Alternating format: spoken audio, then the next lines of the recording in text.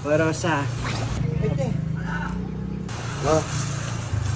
Kung ano itong cellphone na pinatago mo, nag-aaway-aaway yung mga anak ko. Akala nila sa akin. Ah, ganun ba? Sige, kunin ko na. Kumusta ka na nga pala, te? Eto, magang-maga. Ano namamaga sa'yo? Ay, nako. Huwag mo nang tanungin kung ano namamaga sa akin. Ikaw talaga, te. Namang problema ako kasi kailangan mga anak ko ng school supplies. Baka meron ka dyan man ng kahit lapis o ballpen. O mga papel. Meron ka ba? Ha? Oo, may mga school supplies ako rito. Bigyan mo na muna ako. O sige, bibigyan kita. Mamaya kunin ko, ha? Ah, pagdaan mo na lang. Asa ba lola at tita mo? Ah, naku, hindi ko alam kung saan pumunta sila sila lola tsaka si tita. Wala. Mamaya kunin ko. Babayaran kita agad pag naka-ano sa mga customer ko. O nga pala, te. Ano bang trabaho mo? Huwag mo nang alamin ko anong trabaho ko. Basta ito yung cellphone mo. Maging palaban ka nga. Huwag kang matakot. Kalapatan mo naman sa cellphone mo naman yan. Okay. Naku, pasalamat ka. Hindi kita naging anak. Kung naging anak kita, tuturuan kita kung paano lumaban sa mga nakaapi sa'yo. Naku, lagi ka lang ganyan. Huwag kang matakot sa cellphone mo naman pala yan. Kalapatan mong gamitin yan. Oo, tama ka, te. Kalapatan ko nga ito kasi cellphone ko ito eh. Pareho kayo sinabi ni mama, kailangan maging palaban ako. Sige na, mamaya ko na kukunin, ha?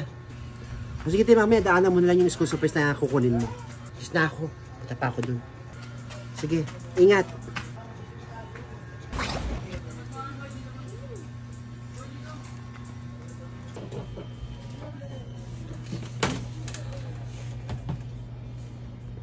Tama si ate. Karapatan ko dahil cellphone ko. Ito matatakot ng lola at saka kay tita. Tsaka sabihan din ako ni mama, kailangan maging palaban ako pag ako nasa tama. Kahit makita ito sa akin ni tita, okay lang.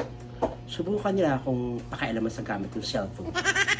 Makakita talaga na tunay kong ugali. Nagbabait-baitan ako sa kanila. Kasi akala ko may sakit si lola. Mas nga hindi na.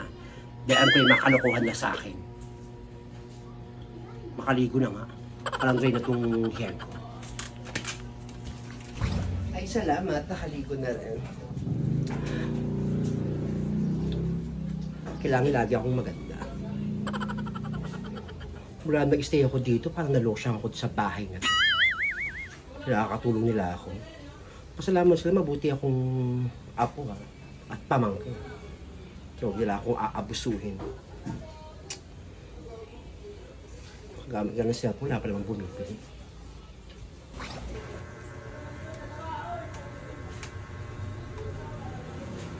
Ay, salamat na gamit ko ng cellphone ko.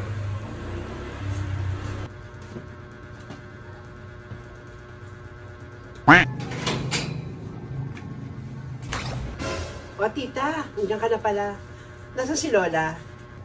Nasa labas, may kausap pa. Sa labas pa? Saan mo nakuha yung cellphone? Nakuha ko dun sa cabinet. Kinuha ko lang kasi akin po ito. Baka alam nila kami nga, ibalik mo sa akin yan. Ba't ko bibigay sa inyo, tita? Akin nga po, di ba? Ibigay mo sa akin yan, ne? Hindi ko ito bibigay sa inyo. Sige, subukan nyo hawakan ako, tita. Baka mawala ako sa focus ko, eh. Ayoko ng gulo, tita. Kinukuha ko rin yung akin. Yan, tagal-tagal nandito sa inyo, ah. Akin. Baka gusto nyo isumbong ko kayo ni Lola sa mga panloloko nyo sa akin. Anong panloloko? Hanggang ngayon hindi nyo pa ako pinapa-enroll. Pasalamat ka kita, wala pa itong load. Di pa nagka-load to. Ipipiyim ko si mama sa pinagkagawa nyo sa akin. Ibigay mo sa akin yan. Ibigay mo sa akin yan. Nek-nek mo ba't ko bibigay ito sa'yo? Diyan ka na. Akin to. Malditang bata to. Pagod kami ni mama. Ma, bakit? Ito nga mo, sabihin ako sa'yo. Nakuha na ni Rosa yung cellphone niya. Sabi ko sa'yo, naiwan kong bukas yung cabinet. Hindi ko nasarado, nakuha yung cellphone. Sira ulo ka kasi. Ikaw may kasalanan kung bakit nakakuha ni Rosa yung cellphone. Pinabayaan mo bukas yung cabinet eh. Obob ka talagang bata kayo. Ayun na nga nang gagawin, hindi mo maasahan.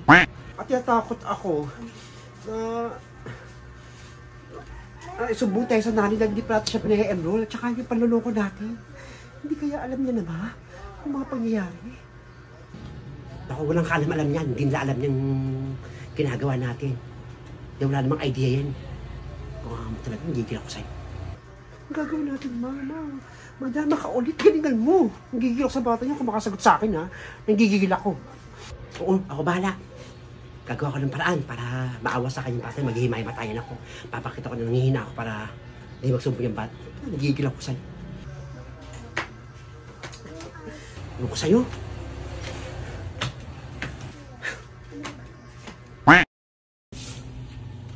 Rosa! Ay, naku, si Lola. Tumatawag din namin. Napaka-arte pala nito. May sakit talaga. Po! Rosa, ka nga. Bakit po bala? Ibigay mo sa tita mo yung cellphone na kinuha mo sa cabinet. Hindi ka makakapag-focus sa pag-aaral mo. Eh, akin to. Ba't kayo bibigay niya kay tita? Akin to. Hindi ko bibigay ito, no? Akin to. Narinig mo si Mama? Ibigay pa sa akin yung cellphone mo. Tama si Mama, wala kang focus sa pagbabati ng tindahan pati sa pag-aaral mo. Kapag ko ito bibigay sa'yo, tita, ha? Eh, akin naman talaga to. Kasi ibigay mo yung cellphone, wala kang focus kapag ganyan. Tsaka di mo mamamatay itong tindahan natin kapag nag-cellphone ka lang lagi.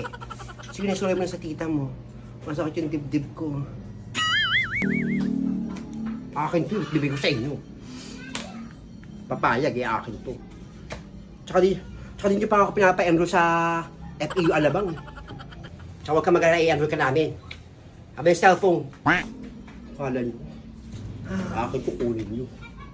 Ako mo akong sasagot-sagot yung lakang galang talaga. Tita mo ako, ha? Sumasagot ka pa eh. Ibigay mo na nga sa tita mo yan. Huwag mo sagutin tita mo ng ganyan, mas matanda yan sa'yo. Rosa naman, sumasakit ang dibdib ko sa ginagawa mo. Rosa, kunin ko na yung order ko na binili ko kanina. May bibili, benta mo na muna. Store mo. Benta ka lang muna. Ano yun, te? Ito po, te. Ito po yung order niyo. Salamat, Rosa. Parang nag-aaway kayo dyan. Hindi po kami nag-aaway. May pinag-usapan lang po kami. Sige, te, salamat. Ganun ba? Salamat dito, Rosa, ha?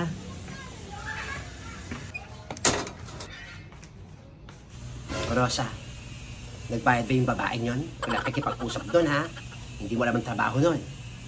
Opo, la, bayad po yun, la. Andiyan po sa lagayan ng pera, yung bayad ng customer ko. Ngayon, isoli mo na yung cellphone sa tita mo para hindi tayo nagkakagulo rito. No way, la. Ba't ko bibigay yung cellphone? Namin na, bigay mo. Ba't ko bibigay sa inyo? Ba't ko bibigay sa tita? Eh, akin yun. Nanggigil ako sa'yo, bigay mo na. Manang-manatag sa nanay mo? Manang-manak sa nanay mo talaga? Tsaka pwede ba mo idadamay dito si Mama? Walang galang. Yung nanay mo, sasagot-sagot din yung nanay ko eh. Pero sa totoo lang, yung nanay mo, inakit lang naman yung kuya ko, kaya hindi magkasawa sila. Manang-manak sa nanay mo, bastos ka rin. Ibalik ko siya ka cellphone, bigay mo na! Susumbong talaga kita kay Mama sa bunganga nyo, ha? Tita, ha? Pati kay Papa, yung pagsasabi nyo kay Mama. Kala mo, susumbong talaga kita. Fransyo, huwag kayo magsagutan. Huwag kayo magsigawan. Nakakaya sa kapitbahay. Ibigay mo, ibigay mo! Bakit ikaw, tita? Kung ano man pagsasabi mo kay Mama? O, bakit? O, bakit? Ano ka ba kayo? O, bakit akin to cellphone kukunin mo? Rosa? Ma? Tawalin sagutan niyo, Fransya! Rosa! Ma, gumising ka! Sinasabi ko si Rosa, ha? Pag may nangyari dito kay Mama, ikaw mananagot sa akin. Marinig ka sa akin. Disihin mo, tita, hindi ako natatakot. Sa pagkakaalala ko, walang sakit yan si Lola. Ma, gumising ka na. Ma, gumising na, ma.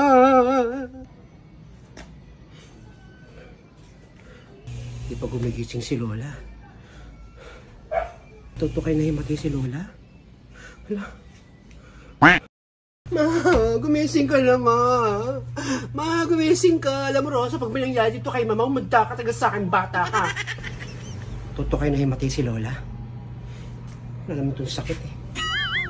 Mga sinungaling talaga eh. Ma, gumising ka na. Ano ba? Ma! Ma! As nga dyan, tita. Huwag ka mag-iiyak. Ako bahala. Sige, gisingin mo. Ang gagawin mo kay mama. Sige kang gumising dito. Para gisingin niya si Lola.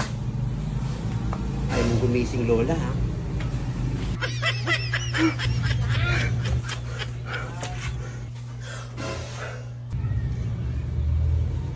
O, ayan.